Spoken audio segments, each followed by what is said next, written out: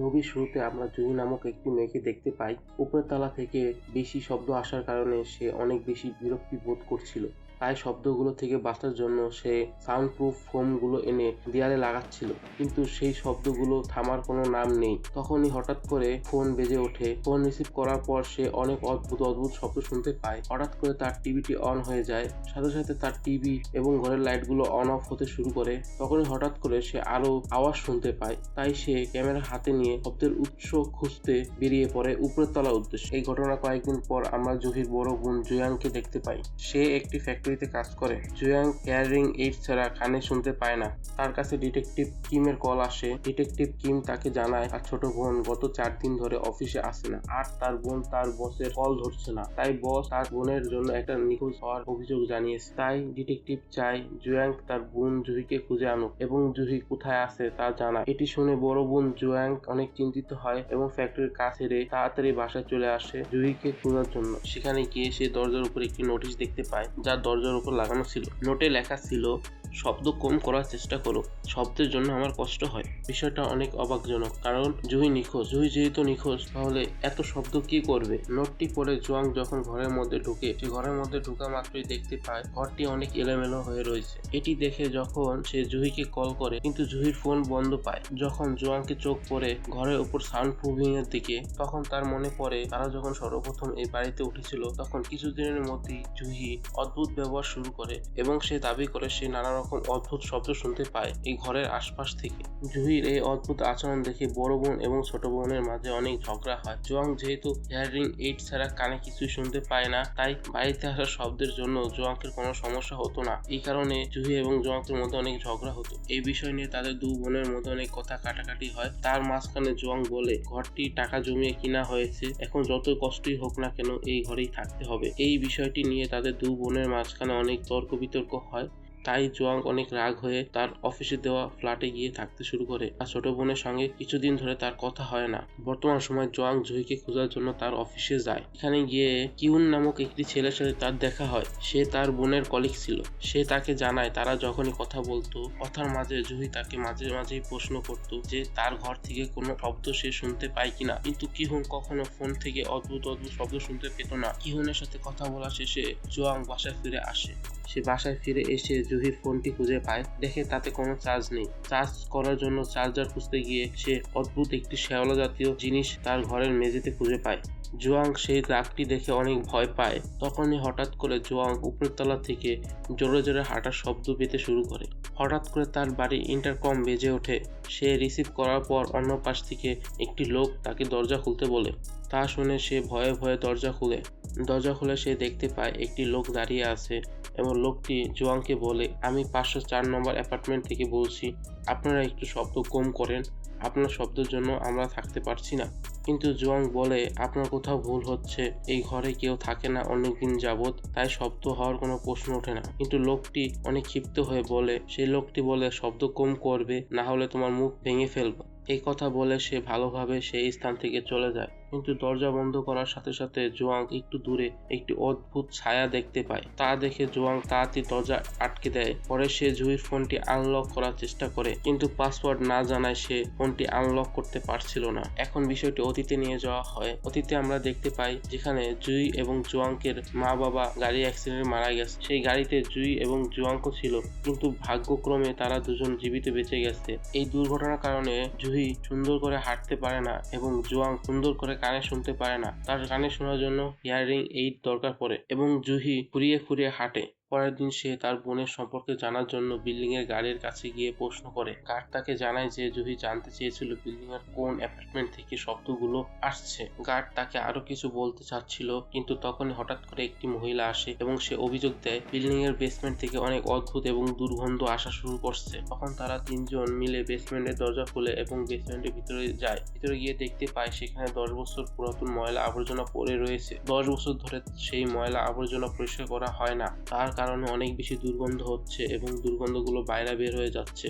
এই দুর্গন্ধগুলো এড়ানোর জন্য গার্ড বেসমেন্টের দরজা সবসময় আটকে রাখে এবং এখানে কেউ যেন ময়লা না ফেলতে পারে। তাই গার্ড আরো বলে, কিছুদিন ধরে কিছু মানুষ বেসমেন্টের জানালা দিয়ে ময়লা ফেলতে শুরু করেছে, তাদের আটকানো যাচ্ছে না। তাদের কথোপকথনের মাঝে হঠাৎ করে বিল্ডিং এর চেয়ারম্যান এসে হাজির হয়। সে এসে তাদের সাথে তর্ক করতে শুরু করে এবং তাদের বলে যদি বেসমেন্ট পরিষ্কার করতে হয় তাহলে অনেক টাকা লাগবে। এই টাকা দিতে কেউ রাজি হচ্ছে না, তাই বেসমেন্টটি পরিষ্কার করা হচ্ছে না। আমরা বেসমেন্টের দরজা আটকে রেখে দিয়েছি এবং বেসমেন্ট নোংরা হওয়ার জন্য তোমরা সবাই দায়ী। বিষয়টি সেখানে মিলমিশ হয়ে যায়। রাতে জোয়াং যখন বাড়িতে ফিরে সে তার দরজায় আবার একটি নোট দেখতে পায় এবং সেই নোটে লেখা ছিল, তোমাদের বাসা থেকে আসার শব্দ থেকে আমার অনেক কষ্ট হচ্ছে। সেটা কি তোমাদের কাছে মজা মনে হচ্ছে? কিন্তু সত্য বিষয়টি হলো সেখানে শব্দ করার মতো কোনো ব্যক্তিই ছিল না। তাহলে শব্দ করলো কে? তা ভেবে জোয়াং নোটটির কথা কোনো পরোয়া না করে সে ঘরে ঢুকে পড়ে। রাত্রেবেলা ক্লোজেট খুলতেই জোয়াং ক্লোজেটের ভেতর থেকে একটি উপহার পায়, যার মধ্যে ছিল অনেক দামি একটা হেয়ার এইড। এটি ওয়াটারপ্রুফ এবং এটি ব্লুটুথের মাধ্যমে গান শোনা সম্ভব। আসলে এই উপহারটি তার বোন জুহি মৃত্যুর আগে তার ঘরে রেখে গিয়েছিল এবং সেখানে একটি আগে রেকর্ড করা মেসেজ ছিল। মেসেজে বলা হয়েছে, বোন তুমি অনেকদিন ধরে তোমার হেয়ারিং এইড বদলাও না, তাই আমি অনেকদিন ধরে কষ্ট করে টাকা জমিয়ে তোমার জন্য একটি দামি হেয়ারিং এইড কিনেছি।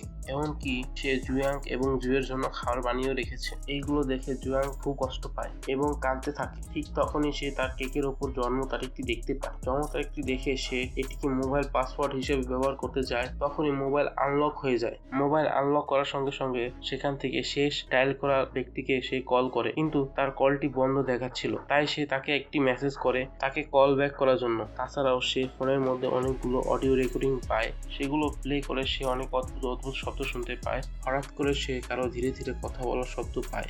ব্যাপারটা অনেক অদ্ভুত ছিল, কারণ রেকর্ডিং শেষ হয়ে গিয়েছিল, তবুও তার চারদিক থেকে কিরকম যেন অদ্ভুত অদ্ভুত হাঁটার শব্দ আসছিল। তাতে জোয়াং আরো বেশি অবাক হয় এবং ভয়ও পায়। পরের দিন জুহির কলিগ কিহন জুহিনকে খুঁজতে সাহায্য করার জন্য জোয়াংকের সাথে দেখা করতে আসে। জোয়াং এবং কিহনের কথা বলার মাঝখানে কিহন জোয়াংকে পরিচয় দেয় যে জুহি এবং কিহন অনেকদিন ধরে রিলেশনে আছে, কিন্তু তাদের রিলেশন ভালো যাচ্ছিল না। এই বিষয়টি কাউকে জানানো হয়নি। তখনই হঠাৎ করে জুহির ফোনে কল আসে। যে নাম্বারে জুহি নিখোঁজ হওয়ার আগে শেষবার কল করেছিল সেই নাম্বার থেকে কল এসেছে। কলটি একজন মহিলা করেছিল। তিনি জোয়াংকে তার অফিসের ঠিকানা দেয় এবং তার অফিসে আসতে বলে। মহিলাটি আসলে একজন সরকারি চাকরিজীবী এবং এজেন্ট, যে আগে কোনো এক সময় এই ফ্ল্যাটে বসবাস করত। আসলে জুহি তার ফ্ল্যাটের উপর থেকে এত বেশি শব্দ পেত যে সে প্রতিনিয়ত কল করে তাকে প্রশ্ন করত যে সেই ফ্ল্যাটে কেউ মারা গেছে কিনা। মহিলাটি আরো বলে জুহি এবং জোয়াং বাসায় আসার আগে ওই ফ্ল্যাটে একটি মহিলা থাকতো। সেই মহিলাটি শব্দ শোনার ব্যাপারে বারবার অভিযোগ করত, কিন্তু হঠাৎ করে সে দাবি করেন তিনি ভূত দেখেছেন। এই সব ঘটনার মাঝে মহিলাটি তার অ্যাপার্টমেন্টে নিজে সুইসাইড করে। আর এই মহিলাটি যেখানে সুইসাইড করছে এটা সেই জায়গা যেখানে জুহি প্রতিনিয়ত খাবার খেত। এই ঘটনাটি শুনে জোয়াং অনেক ভয় পায়। মহিলাটির সাথে কথা বলা শেষ করে কিহুন এবং জোয়াং বাসায় ফিরে আসে, কিন্তু কিহুন এবং জোয়াং সে আবার বাসার সামনে একটি নোট দেখতে পায়। এটি দেখে জোয়াং সন্দেহ করে যে এটি ফ্লোর 504 নম্বর লোকের কাজ। নোটে লেখা ছিল, শব্দ করা বন্ধ করো, যদি শব্দ করো তাহলে তোমাকে মেরে ফেলবো। তারা এই বিষয়টি কানে না নিয়ে ঘরের ভিতরে ঢুকে পড়ে। ঘরের ভিতরে গিয়ে তারা জুহির জন্য একটি নিখোঁজ পোস্টার বানায়। অন্যদিকে জোয়াং ডিটেকটিভ কিমকে কল করে এবং জানায় যে তার বাড়ির নিচে 504 নম্বর বিল্ডিং এর লোকটি তাকে বারে বারে নোট লেখে এবং হুমকি দেয়, এমনকি তাকে মৃত্যুর হুমকি পর্যন্ত দিয়েছে। তাই তার মনে হয় জুহির নিখোঁজের পিছনে ফ্ল্যাট 504 নম্বর লোকের কাজ। সে ডিটেকটিভ কিমকে বলতে চাচ্ছিল যে 4 নম্বর ফ্ল্যাটে থাকা লোকটি এর সঙ্গে জড়িত রয়েছে। ডিটেকটিভ কিম জুহিকে বলে, তুমি নিজে যদি ওই ব্যক্তিকে ওয়ার্নিং নোট নিজে না লাগাতে দেখো তাহলে আমরা কিছুই করতে পারবো না। তারপর ডিটেকটিভরা জানায় তারা সিসিটিভি দেখবে এবং চেক করবে এটি কার কাজ। এই কথা শোনা মাত্রই জুয়াং প্রশ্ন করে সে তার বোনকে সিসিটিভি ক্যামেরায় দেখেছে কিনা। তা শুনে ডিটেকটিভ কিম তাকে অদ্ভুত একটা কথা জানায়। আসলে সে কখনোই জুইকে বিল্ডিং থেকে বাইরে বের হতে দেখেনি। এটা খুবই অদ্ভুত বিষয় ছিল, কারণ সে ঘর থেকে বাইরে বের হয় নাই এবং তার ফোন ঘরের মধ্যেই পাওয়া গেছে। তাহলে জুহি কোথায়? জুহিকে খুঁজে পাওয়া যাচ্ছে না কেন? এর মানে হতে পারে জুহি এখনো ঘরের মধ্যে আছে, এই বিল্ডিং এর ভিতরে আছে। ডিটেকটিভ কিমের সঙ্গে কথা বলা শেষে কিছুক্ষণের মধ্যেই আবার 504 নম্বর ফ্ল্যাটের লোকটি চলে আসে। এবার জোয়াং যেতে চায় না, কিন্তু কিহুন গিয়ে দরজাটা খুলে এবং তাকে দেখে লোকটি অনেক শান্ত ব্যবহার করে। কিহুনকে বলে আমি শেষবারের মতো তোমাদেরকে অনুরোধ করছি, শব্দ করা বন্ধ করো। লোকটি যাওয়ার পর কিউন জোয়াংকে বলে, তুমি পরের বার দরজা খুলবে না। লোকটির হাতে কি যেন ছিল, তা লোকটি লুকিয়ে রেখেছিল, আমি ভালো করে দেখতে পারিনি। পরবর্তীতে আমরা দেখতে পাই কিউনের সন্দেহটা ভুল ছিল না, তার হাতে একটি ধারালো ছুরি ছিল, যা নিয়ে জোয়াংকে মারার উদ্দেশ্যে ওই লোকটি এসেছিল, কিন্তু তা সম্ভব হয়নি। গভীর রাতে আমরা দেখতে পাই জোয়াং বিল্ডিং এর বাইরে বের হয়ে জুইয়ের নিখোঁজ পোস্টার লাগাচ্ছে। ঠিক তখনই সে একটি ছোট বাচ্চাকে বিল্ডিং এর বাইরে বসে থাকতে দেখে। সেই বাচ্চাটি বেসমেন্টে জানালা দিয়ে বিল্ডিং এর বেসমেন্টের দিকে এক নজরে তাকিয়েছিল। জোয়াং বাচ্চাটাকে প্রশ্ন করে, তুমি এখানে কি করছো? কিন্তু বাচ্চাটা কোনো কথা না বলে জোয়াংকে এড়িয়ে চলে যায়। ঠিক তখনই জোয়াংকে সামনে আসে জিহুন নামক একটি মহিলা। সেই মহিলা তার পরিচয় দেয় সে 804 নম্বর অ্যাপার্টমেন্টে থাকে, তার প্রতিবেশী। সেই মহিলাটি জোয়াংকে বলে, তোমার কষ্ট আমি বুঝতে পারছি। সাথে সে আরো বলে যে দুদিনের মধ্যে চেয়ারম্যান বিল্ডিং এর রিকনস্ট্রাকশনের জন্য র্যালি বের করবে, তাই সে চাইবেন না যে যদি মৃত্যুর বিষয়টি বাইরে বের হোক, এতে বিল্ডিং এর ইমেজ অনেক নষ্ট হয়ে যাবে। একই সময় জোয়াং লক্ষ্য করে পার্কে একটি দোলনায় একটি ছোট্ট একটি মেয়ে দোল খাচ্ছে। কিছুক্ষণ পর জোয়াং আবার তাকিয়ে দেখলে সেখানে কোনো বাচ্চাকে দেখতে পায় না এবং দোলনা নিজে থেকে একা একাই দোল খাচ্ছে। জোয়াং ওই মহিলার সঙ্গে কথা বলা শেষে যখন বাড়ি ফিরে আসে, তখনই সে ওয়াশরুমের ড্রেনেজ থেকে তার বোন জুহির কণ্ঠ শুনতে পায়। যখন সে মনোযোগ দিয়ে তার বোন জুহির কণ্ঠ শুনতে চায়, তখন শব্দ আসা বন্ধ হয়ে যায়। রাতের বেলা সে তার বারান্দার গেটে ছায়ের মতো অদ্ভুত একটি জিনিস দেখতে পায়, যা জানালা খুলে ঘরের ভিতরে আসার চেষ্টা করছে। ঠিক তখনই 504 নম্বর অ্যাপার্টমেন্টের লোকটি চলে আসে। 504 নম্বর অ্যাপার্টমেন্টের লোকটি শব্দ শুনে কয়েক মুহূর্তের মধ্যেই বারান্দায় থাকা অদ্ভুত ছায়াটি চলে যায়। তখনই আমরা কয়েক মুহূর্তের মধ্যে দেখতে পাই বারান্দায় থাকা অদ্ভুত ছায়াটি হারিয়ে গিয়েছে। জোয়াং দরজা না খোলায় 504 নম্বর অ্যাপার্টমেন্টের লোকটি বাড়ি ফিরে যেতে শুরু করে। ঠিক তখনই বিল্ডিং এর উপরে অ্যাপার্টমেন্ট থেকে শব্দ আসা শুরু করে। সে রাগে উপরের তলায় চলে যায়। তখনই হঠাৎ করে তার সামনে একটি মৃত মানুষের আত্মা চলে আসে। তা দেখে সে চিৎকার করে পালাতে শুরু করে। পালাতে সে ভুলবশত বিল্ডিং এর 5 তলা থেকে নিচে পড়ে যায় এবং লোকটির মৃত্যুবরণ করে। পরের দিন জোয়াং যখন লোকটির মৃত্যুর খবর শুনে, তখন সে খুবই ভয় পায় এবং অবাক হয় এবং সে ডিটেকটিভ কিমকে বলে, কালকে রাতে এই লোকটি আমার বাসার সামনে এসে দরজা নক করছিল। পরে সে ডিটেকটিভ কিমের সঙ্গে কথা বলে এবং বলে 504 নম্বর অ্যাপার্টমেন্টের লোকটি যে প্রতিদিন তাকে মেরে ফেলার হুমকি দিচ্ছিল, এটা সেই লোকেরই লাশ। এবং তখন তাকে সন্দেহ করে এবং বলে তার বোন তার রুমেই থাকতে পারে এবং ডিটেকটিভ কিমকে তার রুম চেক করতে বলে। ডিটেকটিভ কিম জোয়াংকে জানায় কিছুক্ষণ আগেই সেই লোকটির রুম চেক করে আসা হয়েছে এবং তার রুমে কোনো কিছু পাওয়া যায়নি। কিন্তু জোয়াংকের বিশ্বাস হয় না, কারণ গত রাতে সে ড্রেনের পাইপ থেকে তার বোনের শব্দ শুনেছিল। ঠিক তখনই চেয়ারম্যান এসে যায় এবং জোয়াংকে অনেক কথা শোনায় এবং জোয়াংকে বলে, তুমি যদি আবার সমস্যা সৃষ্টি করার চেষ্টা করো তাহলে আমি তোমাকে ছাড়বো না। এরপর জোয়াং 804 নম্বর অ্যাপার্টমেন্টে থাকা জিয়ং এর সঙ্গে দেখা করতে চায়। সেখানে সে জিয়ং এবং তার মেয়ের একটি ছবি দেখে। হঠাৎ জিয়ং এর মেয়ে অ্যাপার্টমেন্টের এক স্থান থেকে অন্য স্থানে দৌড়ে অন্য রুমে চলে যায়। জিয়ং জোয়াংকে একটি পুরাতন চেয়ারম্যানের কথা বলে। সে 1 বছর আগে 704 নম্বর অ্যাপার্টমেন্টে থাকতো, অর্থাৎ জিং এর ঠিক উপরে। চেয়ারম্যান জিং এর কাছে এসে উপর থেকে তার মেয়ের দৌড়ে হাঁটার শব্দ নিয়ে অভিযোগ করত, কিন্তু ক্রমাগত অভিযোগের পরও তার মেয়ের দৌড়াদৌড়ে আওয়াজ পাওয়া যেত। একদিন চেয়ারম্যান বিরক্তি হয়ে হাতে ফ্রাই প্যান নিয়ে তার বিল্ডিং এর ছাদের উপর ক্রমাগত আঘাত করতে থাকে। এর ফলে চেয়ারম্যান যে চেয়ারে দাঁড়িয়ে ছিল সেই চেয়ার থেকে হওয়া শব্দের কারণে তার নিচের ফ্লোরে থাকা লোকটি, অর্থাৎ 604 নম্বর ফ্লোরে থাকা লোকটি বিরক্ত হয়ে যায়। লোকটি এতটাই বিরক্ত হয়েছিল যে চেয়ারম্যানের রুমে হ্যামার নিয়ে যায় এবং হাতুড় দিয়ে তার মাথায় আঘাত করে নিষ্ঠুরভাবে তাকে হত্যা করে। কিন্তু চেয়ারম্যান তখনও জীবিত ছিল, পাশের রুমে হাত দিয়ে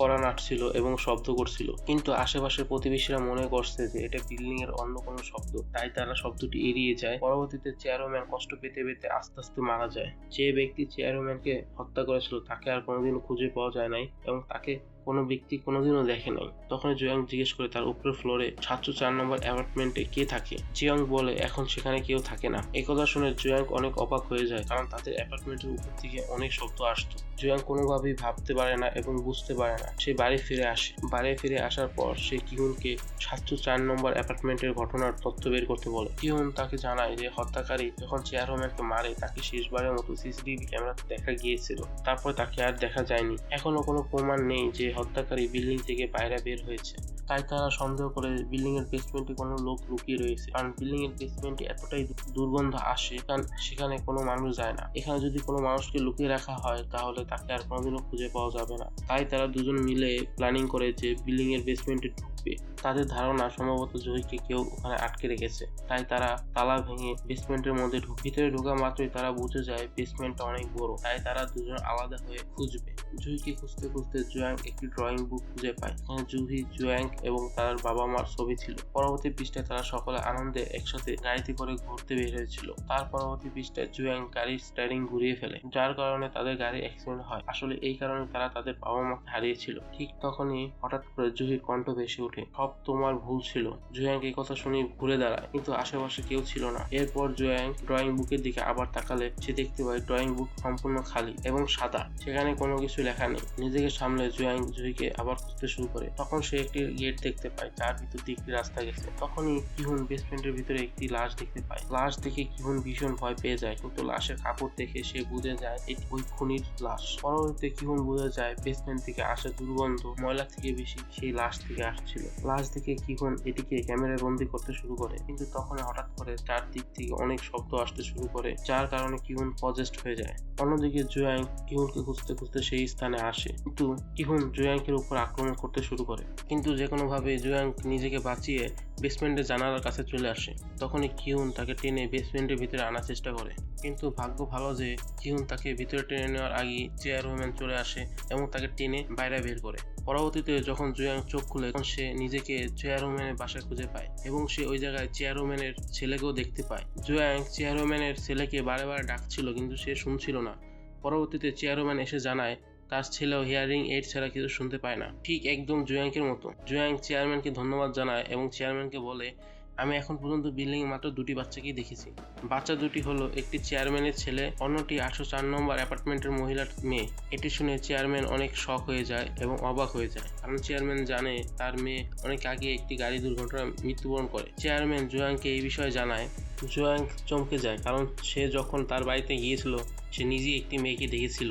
চেয়ারম্যান চলে যাওয়ার পর চেয়ারম্যানের ছেলে জুয়াংকের কাছে এসে তার কানে থেকে হেয়ারিং এইড খুলে তাকে সাইন ল্যাঙ্গুয়েজে বোঝায়। সে ইচ্ছাকৃতভাবে হেয়ারিং এইড ব্যবহার করে না, কারণ বিল্ডিং থেকে অদ্ভুত শব্দগুলোর জন্য সে হেয়ারিং এইড সবসময় খুলে রাখে। এই শব্দগুলো শোনার থেকে না শোনা ভালো। এবং ওই বাচ্চাটি বলে যদি জুয়াং শব্দগুলো শোনার চেষ্টা করে তাহলে জুয়াংকে মারা যেতে পারে, এবং বাচ্চাটি বলে জুয়াং যেন পরের বার বেসমেন্টে না যায়। তারপর জুয়াং বাইরে বের হয়ে দেখতে পায় পুলিশ কিহুনের লাশ বের করতেছে। এ দেখে জুয়াং অনেক কান্নাকাটি করে এবং ভেঙে পড়ে, কারণ কিহুন ছাড়া তার কাছের বলতে আর কেউ ছিল না। পরে সে ডিটেকটিভ কিমকে বলে সে বেসমেন্টে একটি লোহার দরজা দেখেছে, কিন্তু ডিটেকটিভ কিম তাকে বলে আমরা পুরো বেসমেন্টে তল্লাশি করেছি, কিন্তু সেখানে কোনো লোহার দরজা পাওয়া যায়নি। কিন্তু জুয়াং জানতো যে সে একটি লোহার দরজা দেখেছিল, তাই রাতে জুয়াং আবার বেসমেন্টে যাওয়ার জন্য পরিকল্পনা শুরু করে। রাতে জুয়াং যখন বেসমেন্টে আবার ঢুকে পড়ে তখন সে জুহিকে খুঁজতে খুঁজতে একটি ক্যামেরা খুঁজে পায়। ক্যামেরার ভিডিওগুলো চেক করার পর জুয়াং দেখতে পায় জুহি শব্দের উৎস খুঁজতে খুঁজতে 804 নম্বর অ্যাপার্টমেন্টে গিয়ে পৌঁছায়, অর্থাৎ জুয়াংকে ঠিক উপরের অ্যাপার্টমেন্ট। জুহি সেই অ্যাপার্টমেন্টে ঢোকা মাত্রই দেখতে পায় সেখানে অনেকগুলো স্পিকার লাগানো ছিল, এবং এই স্পিকারগুলো এরকম ভাবে সাজানো হয়েছে যে শব্দগুলো সরাসরি নিচের অ্যাপার্টমেন্টে গিয়ে পৌঁছায়। অর্থাৎ জুহি এতদিন ধরে যে শব্দগুলো পাচ্ছিল তা এই উপরের ফ্ল্যাটের স্পিকার থেকে আসতো। এরপর অন্য একটি ভিডিওতে দেখা যায় জিং তার মেয়ের সাথে কথা বলতেছিল, কিন্তু তার সামনে চেয়ারে কেউ ছিল না। তখনই জুয়াং বুঝে যায় চেয়ারম্যান একদম সত্যি কথা বলেছে, জিংকের মেয়ে অনেক আগে গাড়ি দুর্ঘটনায় মৃত্যুবরণ করে। এরপর ভিডিও রেকর্ডে দেখা যায় জিং জুইকে দেখে ফেলেছে এবং রহস্যটি ফাঁস না হয় তাই বলে জিং জুইকে মেরে ফেলতে যায়। বর্তমান সময় জুয়াং আবার জুহির শব্দ শুনতে পায়। সেই শব্দের পিছু নিতে গিয়ে সে বেসমেন্টের আরো ভিতরে ঢুকে পড়ে। সেখানে গিয়ে দেখে জুহিকে বন্দি করে রাখা হয়েছে। সে দৌড় দিয়ে গিয়ে জুহির হাত পা খুলে তাকে জড়িয়ে ধরে। এরপর তারা দু বোন মিলে যখন বাইরে বের হচ্ছিল তখনই জিং এসে তাদের সামনে হাজির হয়। জিংকে দেখে জুয়াং তার বোনকে একটি নিরাপদ স্থানে লুকিয়ে ফেলে এবং জিয়ানের সামনে এসে বলে আমি সব জেনে গিয়েছি। যখন 704 নম্বর অ্যাপার্টমেন্টের পুরাতন চেয়ারম্যান অনেক আহত ছিল, সে বাঁচার জন্য অনেক শব্দ করছিল, তুমি গিয়ে তাকে মেরে ফেলছো। আসলে ঘটনা হলো জিয়াং এর মেয়ে ঘরের মধ্যে সবসময় খেলাধুলা করত, যার ফলে নিচের চেয়ারম্যান অনেক সমস্যা হতো। তাই চেয়ারম্যান জিয়াংকে বলে তোমার মেয়েকে বাইরে খেলতে পাঠাও। বাধ্য হয়ে সে তার মেয়েকে বাইরে খেলতে পাঠায়। এর ফলে তার মেয়ে গাড়ি অ্যাক্সিডেন্টে মৃত্যুবরণ করেন। আসলে তাই এই শত্রুতায় জিয়ং চেয়ারম্যানকে মেরে ফেলে, কিন্তু আমাদের জিয়ং বলে তুমি পাগল হয়ে গিয়েছো, তোমার মেয়ে মারা গিয়েছে। কিন্তু জিয়ং এটি মানতে চায় না এবং বলে তার মেয়েকে যদি আলাদা করতে না চেত সে কখনো চেয়ারম্যান এবং তার বোনকে মারত না। জিয়ং তখন বলে তুমি মিথ্যা কথা বলছো কেন, আমার বোন তো বেঁচে আছে। জিং এটি শুনে অবাক হয়ে যায় এবং সে জানতো তো সে তার বোনকে মেরে ফেলেছে। ঠিক তখনই তারা পছন্দ রকমের একটি শব্দ শুনতে পায়, আর দেয়ালের উপরে তাকাতেই দেখতে পায় সে পুরাতন চেয়ারম্যান আত্মা। যা লাফ দিয়ে জিয়ংয়ের উপরে এসে পড়েছে। আসলে আত্মাটি এসেছিল জিয়ংয়ের কাছে তার মৃত্যুর প্রতিশোধ নিতে। তা দেখে জিয়ং দৌড় দিয়ে পালিয়ে নিজের জান বাঁচায় এবং দৌড় দিয়ে গিয়ে স্টিলের দরজাটি আটকে দেয় যাতে জিয়ং বাইরে না আসতে পারে এবং চেয়ারম্যানের আত্মা তাকে মেরে ফেলে। মারা যেতে যেতে জিয়ং দরজায় অনেক শব্দ করছিল। জিয়ং তার করানোর শব্দ শুনে তাকে কোনো রকম সাহায্য করে না, কারণ তাকে বাঁচতে হবে। এরপর জিয়ং তার বোনকে নিয়ে বেসমেন্ট থেকে তাদের অ্যাপার্টমেন্টে চলে আসে। কয়েকদিন পর তাদের অ্যাপার্টমেন্টে নতুন প্রতিবেশী আসে তাদের সঙ্গে দেখা করতে, যিনি 704 নম্বর অ্যাপার্টমেন্টে নতুন এসেছে। কথায় কথায় নতুন প্রতিবেশী জিয়ংকে প্রশ্ন করে, আপনি কি এখানে একাই থাকেন? জিয়ং তখন তার বোনকে দেখিয়ে বলে, আমার সঙ্গে আমার ছোট বোন থাকে। কিন্তু যখন নতুন প্রতিবেশী ঘরের ভিতরে তাকায়, এখানে কাউকে দেখতে পায় না। তখনই প্রতিবেশী ভয়ে তাড়াতাড়ি স্থান ত্যাগ করে। তখনই বুঝতে পারি জিয়ং সত্যি কথা বলেছিল, সে আগেই জুহিকে মেরে ফেলেছে। আমরা বর্তমানে যাকে দেখতে পারতেছি সেটা জুহির আত্মা।